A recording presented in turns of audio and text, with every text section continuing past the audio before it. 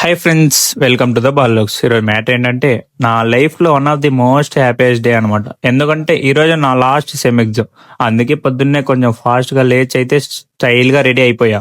తర్వాత పాలు తేవడానికి షాప్కి అయితే వెళ్తున్నా. అలా పాలను తెచ్చి ఉడికించి చల్లగా కావాలని ఫ్యాన్ కింద అయితే పెట్టేశా. ఇక అప్పుడే స్టార్ట్ అయింది లాస్ట్ మినిట్ ప్రిపరేషన్. చదివిందేమో తక్కువ, ల్యాప్టాప్లో వెతికిందేమో ఎక్కువ. ఓట్స్ చేసుకొని తింటూనే రివిజన్ అయితే కంప్లీట్ చేసేసాం.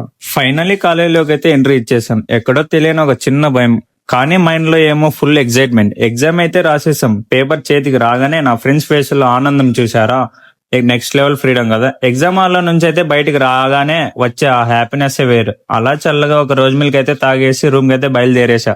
ఇక అసలైన సెలబ్రేషన్ రూమ్ లోనే ఉంది. అది ఏందనుకుంటున్నారా? లాస్ట్ ఎగ్జామ్ లో చికెన్ చేసుకోకపోతే అసలు ముద్ద కూడా దిగదు బాబోయ్.